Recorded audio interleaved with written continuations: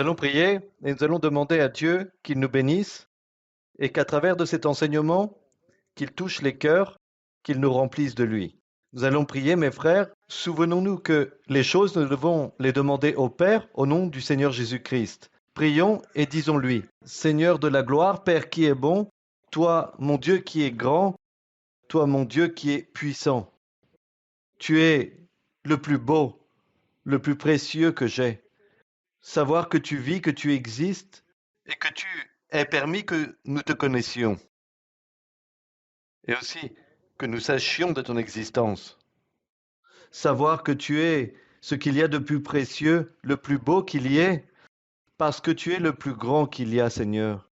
Nous vivons pour toi et grâce à toi, par ta miséricorde. Ça fait presque 50 ans ou plus de 50 ans que ton Église a commencé ici en Colombie.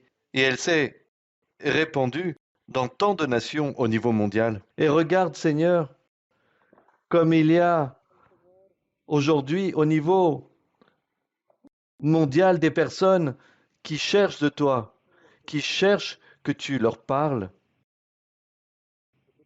que tu te manifestes dans les vies de chacun d'entre nous. Et c'est pour cela que nous, aujourd'hui, nous sommes là.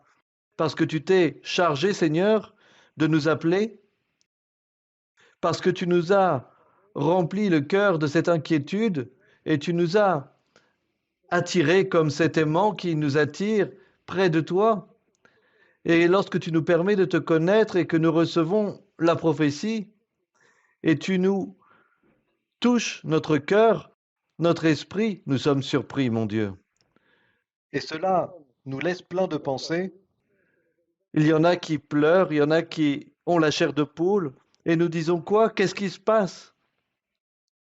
Pourquoi cet homme, cette femme connaît ma vie? Parce que beaucoup d'entre nous, nous sommes ignorants. Parce que beaucoup d'entre nous, nous n'avons peut-être pas encore lu la Bible, ou si on l'a lu, on ne l'a pas lu avec attention.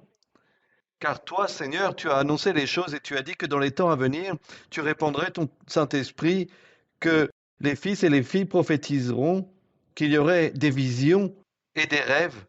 Et ça, c'est ce que nous vivons ici. C'est pour cela, Seigneur, que lorsque tu parles, tu fais des promesses si belles.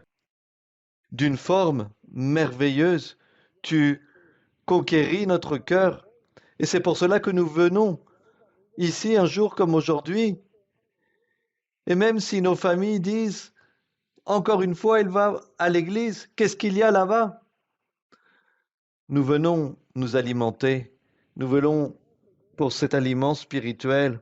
Tu es plein de bonté, plein de miséricorde, et tu as dit que tout ce que nous demandons au Père, au nom du Seigneur Jésus-Christ, tu vas nous le donner. C'est pour cela qu'en ce moment, nous te demandons, mon Dieu, que tu étendes ta main puissante, que tu nous guérisses. Guéris de toutes les douleurs, de toutes les maladies, même si elles sont incurables.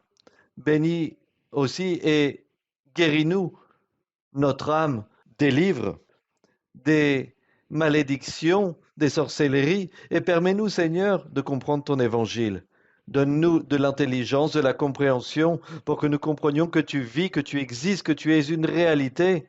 Bénis les foyers pour qu'il y ait de la paix, de l'harmonie, un bon dialogue, une bonne compréhension, une bonne amitié entre les époux, une bonne amitié avec les enfants, une bonne amitié avec les parents et ceux qui sont seuls, célibataires ou veufs, bénis-les aussi. Regarde aussi au niveau économique, aide à payer les dettes, aide à aller de l'avant. À celui qui n'a pas de travail, ouvre-lui les portes. À celui qui a un emploi, donne-lui du contentement avec son emploi. Avec ceux qui ont leur entreprise, prospère-les, Seigneur. Donne-leur à tous. À tous, Seigneur, aide-nous aussi à être organisés, à bien administrer le peu ou le beaucoup d'argent que nous recevons. De cette manière, de te donner la gloire. Aujourd'hui, nous te demandons aussi, mon Dieu, que spirituellement tu continues de te manifester, que tu libères des dons spirituels, que tu conquérisses ces cœurs pour qu'ils vivent ta manifestation. Regarde, Seigneur, la Turquie, la Mongolie, l'Albanie, il y a besoin de pasteurs, hommes ou femmes. Prépare ces cœurs aussi dans beaucoup d'autres lieux du monde où tes églises commandent, ils demandent, par exemple en Afrique, beaucoup de pays, Seigneur, demandent ton œuvre. Prépare ces cœurs. Ici en Colombie, aux États-Unis et dans beaucoup de lieux du monde.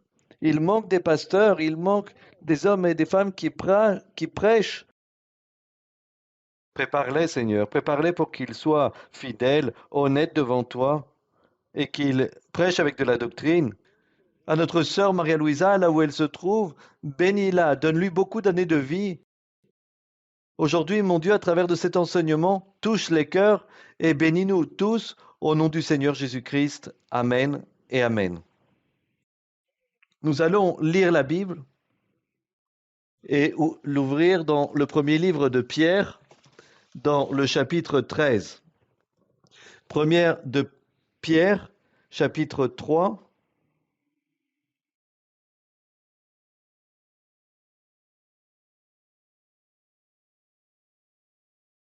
Premier livre de Pierre, chapitre 3, verset 13. Il dit ainsi, et qui vous maltraitera si vous êtes zélé pour le bien? Amen. Gloire au Seigneur. Vous pouvez vous asseoir, mes frères. La Bible dit, et qui vous maltraitera si vous êtes zélé pour le bien? Ça, c'est le titre de l'enseignement d'aujourd'hui. Être zélé pour le bien. La Bible dit, qui pourra nous faire du mal? Et pour comprendre ce verset, peut-être aussi pour ceux qui sont nouveaux ou récents dans l'Église, je vais vous faire un résumé de la Bible, un résumé très approximatif. Le bien, qu'est-ce que cela représente de faire le bien? Qu'est-ce que c'est de faire le bien? Si nous revenons au livre de Genèse, lorsque Dieu a créé Adam, l'homme, Dieu a dit qu'il l'avait fait à son image, à son apparence, pour que cet homme le glorifie, le loue. Et Dieu lui a créé tout ce que nous voyons, tous les animaux, toute la nature. Il lui a donné un nom, il a donné un nom à toutes les plantes, et Dieu s'est rendu compte qu'il manquait quelque chose à cet homme. Et c'est pour cela qu'il lui a donné une femme, Ève. Ève, il lui a donné Ève pour être son aide, sa compagnie, et ils étaient dans l'Éden, ils vivaient là-bas. Mais comme Dieu avait placé en eux une conscience, il leur a donné seulement un ordre.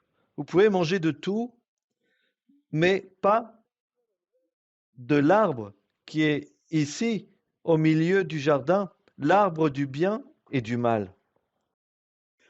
C'est un seul ordre que Dieu leur a donné à cette époque.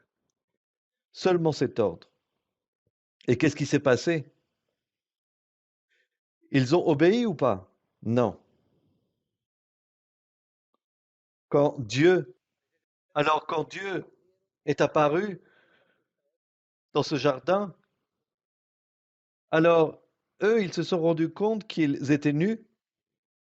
Alors qu'est-ce qu'ils ont fait?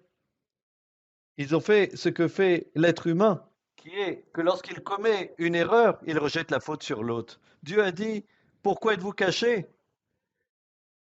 Parce que vous êtes nus. Ne me dites pas que vous avez mangé de l'arbre du bien et du mal. Oui, c'est cette femme que tu m'as donnée qui m'a donné à manger de cet arbre.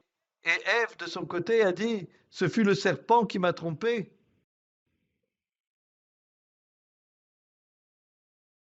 Et le diable a toujours fait de cette manière. Il enseigne l'humanité à mentir, à rejeter la faute sur l'autre, à ce que les personnes ne reconnaissent pas leurs erreurs. Il faut qu'ils repoussent l'erreur vers quelqu'un d'autre. Alors mes frères, d'ici commencent les choses, le bien, le mal. Avant cela, ils ne savaient même pas qu'être nus, c'était bien ou mal, parce que Dieu les avait créés ainsi. Mais lorsqu'ils ont commencé à connaître le bien et le mal, alors ils ont commencé à discerner. Et qu'est-ce qui est le bien? C'est plaire à Dieu. Qu'est-ce qui est le mal? Déplaire à Dieu. Alors Dieu leur a dit qu'à partir de ce jour-là, ils allaient mourir, qu'ils devraient travailler, et il a permis qu'ils se multiplient, qu'ils auraient leurs enfants avec de la douleur. On connaît l'histoire, ils ont commencé à se multiplier, à se multiplier. Dieu leur a donné cette conscience, cette liberté aux êtres humains qui, s'ils veulent chercher le bien, suivre Dieu ou pas. Mais le mal est aussi libre. Et ils ont un roi qui la gouverne, c'est le diable. Et le diable envoie ses flèches à l'humanité. Et le mal a été si important que Dieu s'est presque repenti d'avoir créé l'homme. Et c'est pour cela que Dieu a voulu détruire l'humanité. Mais il a trouvé en Noé et sa famille des personnes spéciales, justes, qui voulaient plaire à Dieu. Et Dieu leur a donné à lui et à sa famille le salut. Ils ont vécu le déluge et il les a gardés. Et l'humanité s'est multipliée une autre fois, mais la méchanceté, le mal est revenu. Ils ont voulu faire les choses contraires à Dieu, ils ont voulu faire une tour qui arrivait jusqu'au ciel, et c'est pour cela que Dieu les a châtiés en multipliant les langues, les langages. Mais Dieu a voulu aussi, en appelant Abraham comme père du peuple d'Israël, il a dit à Abraham qu'il allait être le père d'une grande descendance, qu'il allait être le père d'une grande humanité, et que pour cela, pour être son peuple spécial, il devait se circoncire. Il lui a dit, je suis l'Éternel, ton Dieu, et je vais te donner des statuts, des ordonnances et des décrets. Mais ce ne sera pas un seulement, ce ne sera pas un seulement comme celui d'Adam, non, mais beaucoup. Pour que ce peuple spécial qui est mon trésor spécial, ce peuple d'Israël, ce peuple physique, se soumette à Dieu. Abraham a engendré à qui? À Isaac. Et Isaac à qui? À Jacob. Et Jacob a été appelé comment? Israël. Israël avec 12 enfants. Les 12 tribus d'Israël. Amen, mes frères? Je vous vois très silencieux. Vous n'aimez pas le sujet? Je peux continuer? Est-ce que je sais que vous avez tous lu cela? Mais c'est bien de se souvenir. Alors, qu'est-ce qui s'est passé? Si nous voyons un de ses enfants, le plus petit, José, il a été vendu par ses frères, parce que ses frères, ils ont eu quoi? Ils ont eu de l'envie, de la jalousie. Pourquoi? Parce que José, Dieu l'utilisait, lui donnait des rêves et il les interprétait. Aujourd'hui, il y a aussi de la jalousie. La jalousie est du diable. L'envie, c'est le mal. Et c'est pour cela que ils ont vendu leur frère. Il a été vendu, il est arrivé où? En Égypte. Ils sont arrivés en Égypte qui était un peuple païen. Un peuple païen. Qu'est-ce que ça signifie païen? Qu'ils adorent des images d'hommes, de femmes ou d'animaux. Et le peuple égyptien était comme ça. Et là-bas, il y a eu José, et il est arrivé à être le deuxième après le Pharaon, et le peuple de Dieu est arrivé là-bas, et ils ont habité là-bas.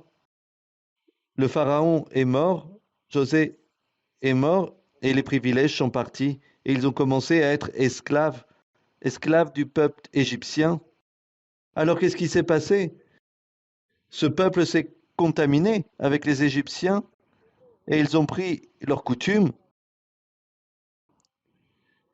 Et cela, pour Dieu, l'idolâtrie, le paganisme était le mal, parce que Dieu disait, je suis l'esprit de la vérité, ne faites pas cela avec moi, ne faites pas des dieux en or, ne vous inclinez pas devant eux, parce que je suis jaloux, disait le Seigneur. Et ce peuple, il a fait plein de choses. Et Dieu, pour cette raison, a permis qu'il reste 400 ans esclave là-bas. Et il clamait, on disait, où est le Dieu? Où est le Sauveur? Et Dieu leur a envoyé un Sauveur. Le Sauveur, c'était qui? Moïse. Dieu, à travers de Moïse, leur a dit, je vais vous emmener à la terre de Canaan, cette terre où il y a du lait et du miel, une terre prospère. Ils vivaient en Égypte où c'était un désert. Seulement autour du Nil, il y avait du vert, de la verdure. Sinon, à part cela, c'était du sable. Et Dieu leur a dit, je vais vous emmener dans une terre où il y a de l'abondance, des fruits. Et il a utilisé Moïse pour les emmener là-bas. Mais je vais aussi vous raconter un autre grand mal dans l'Ancien Testament. Le plus grand mal qu'il y a eu dans l'Ancien Testament, c'est l'idolâtrie, le paganisme. Mais il y a aussi quelque chose qui a toujours été ici avec l'être humain. Lorsque Moïse a emmené le peuple, ils ont été expulsés parce que Dieu a permis qu'il y ait toutes ces plaies et qu'ils sortent à la mer Rouge. Et l'armée des Égyptiens venait ici pour les détruire. Et qu'est-ce qu'a fait Moïse? Il a levé sa verge et le mar s'est ouvert. Ils sont passés à travers de la mer et la mer s'est refermée et a détruit l'armée égyptienne. Cela ne vous paraît pas extraordinaire? C'est merveilleux. Et vous savez ce qui s'est passé 4 jours après? Ainsi est l'être humain. L'être humain est très ingrat. 4 jours après, ils étaient en train de se plaindre en disant, Moïse, imaginez-vous, ils n'ont pas donné de la valeur à ce leader, à cet homme de Dieu, et ils l'ont critiqué. Ils lui ont dit, tu nous as amenés ici, Dieu nous a amenés ici pour mourir dans ce désert. C'était mieux d'être là-bas en Égypte, c'était mieux d'être esclaves des Égyptiens. Nous avons soif, nous avons faim. Et Dieu leur a donné pain du ciel, la manne. Il a fait jaillir l'eau. Dieu a tout fait. Il voulait faire plaisir à ce peuple pour que ce peuple fasse le bien sous les ordres, les statuts et les décrets qu'il avait établis, qu'ils se soumettent à Dieu. Et Dieu leur a dit, lorsque vous arrivez à la terre de Canaan, détruisez tous ces peuples. Et ils sont arrivés là-bas, ils ont été obéissants? Non. Ils ont laissé les femmes de ces peuples vivre, et lorsqu'ils ont eu de l'intimité avec elles, avec le temps, ils ont commencé à adorer leurs dieux, les dieux de ces peuples comme les Philistins, les Armoréens, et ils adoraient leurs dieux comme le dieu de Baal, d'Astorée, et Dieu disait, ce peuple aime le mal, il aime faire le contraire. Alors, j'appellerai d'autres nations du nord, de l'est, de l'ouest qui viendront les détruire. Mais il avait compromis sa parole qu'il allait garder un reste. Et lorsque le Seigneur Jésus-Christ est arrivé, il a dit, aucun d'entre vous accomplit la loi, aucun d'entre vous fait le bien. Quelle lecture si belle qu'a fait notre frère Jonathan, quand il parlait de la femme qui avait commis l'adultère, le Seigneur Jésus-Christ les a désignés à tous comme personnes qui pratiquaient le péché. Qu'est-ce que le péché? C'est faire le mal. Alors, lorsque Jésus a dit, lancez la première pierre, celui qui est libre de péché, alors combien sont restés? Aucun. C'étaient des pécheurs. Pourquoi? Parce qu'ils faisaient le mal.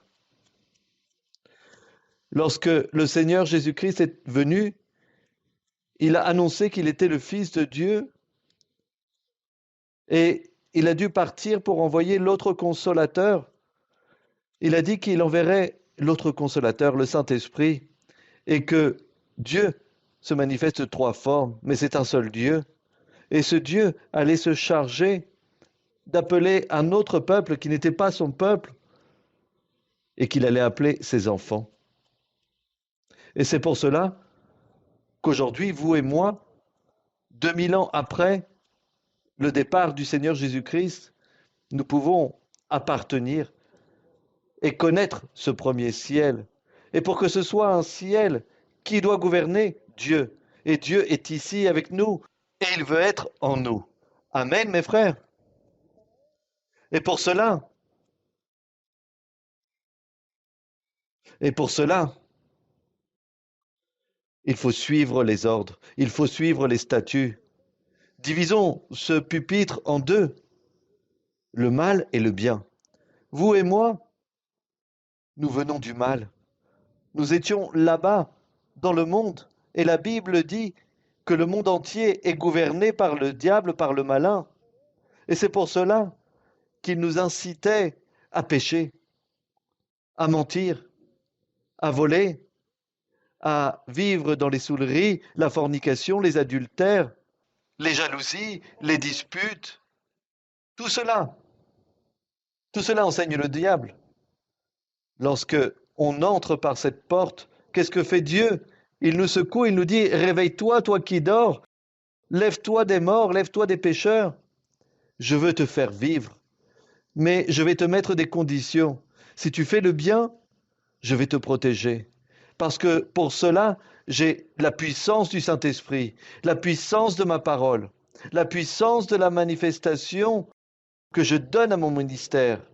Et c'est pour cela que lorsqu'on vient ici et qu'on ouvre notre cœur et notre esprit à Dieu et que nous nous dédions à Dieu pour faire le bien, alors Dieu nous garde. Dieu nous garde et Dieu nous bénit. Dieu va nous protéger. Béni soit le nom du Seigneur. Mais pour cela, il faut suivre le bien. Il faut suivre le bien. Il faut être ceux qui pratiquent la parole de Dieu. Si vous êtes ici, vous voyez tous très beau, mais je ne sais pas comment vous êtes. Seulement Dieu et vous avez cette réponse. Il y a des personnes qui sont ici pendant des années et ils suivent le mal. Ils continuent dans le mensonge, dans la fraude. Ce sont des personnes qui travaillent mal. Dans leur foyer, ils ne font pas le mieux pour être des bons époux, des bonnes épouses ou des bons enfants.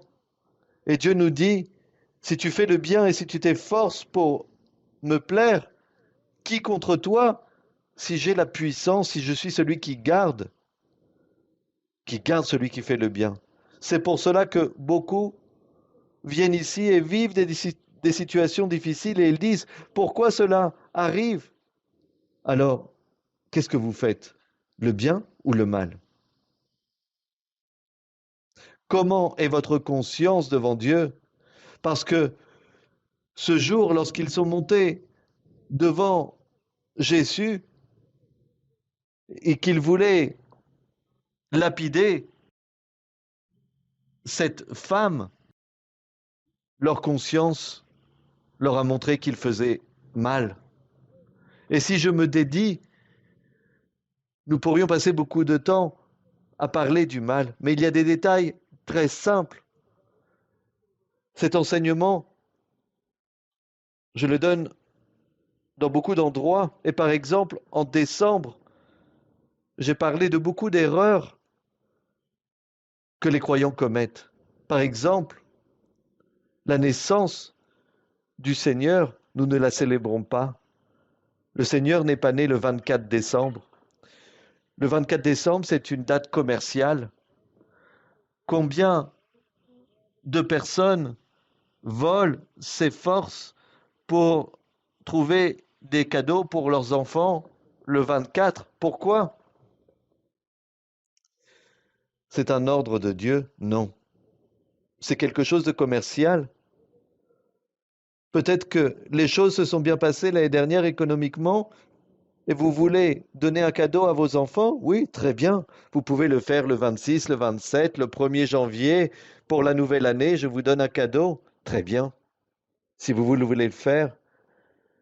Mais combien de personnes, pour plaire à leur famille, vont là-bas, mangent avec eux et célèbrent le 24? Et après, ils viennent ici, ils vont voir le pasteur et ils lui disent, je ne comprends pas pourquoi ces choses ne s'accomplissent pas, pourquoi mes promesses ne s'accomplissent pas, et pourquoi Dieu continue de me promettre cette bénédiction et il ne me l'accomplit pas, parce que vous êtes dans la tradition, parce que vous ne vous êtes pas converti à Dieu, parce qu'il vous manque de l'amour pour Dieu.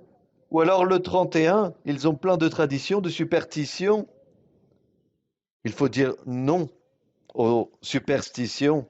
Un enfant de Dieu dit non aux superstitions. Ils mangent les 12 raisins, ils font des tours avec la valise pour pouvoir voyager, qu'il ne faut pas passer sous une échelle. L'enfant de Dieu ne doit pas avoir de superstition. Non, notre seule superstition, c'est adorer Dieu, lui donner de la valeur. Amen, mes frères. C'est pour cela que la Bible dit dans le verset 11 qu'il s'éloigne du mal et fasse quoi? Le bien. Et comment je m'éloigne du mal? Je dois lire la Bible. Je dois venir aux enseignements. Je dois voir les études bibliques pour connaître les statuts, les ordres que Dieu attend de nous. Pour que vous sachiez ce qui plaît à Dieu. Parce que lorsque vous plaisez à Dieu, vous faites le bien.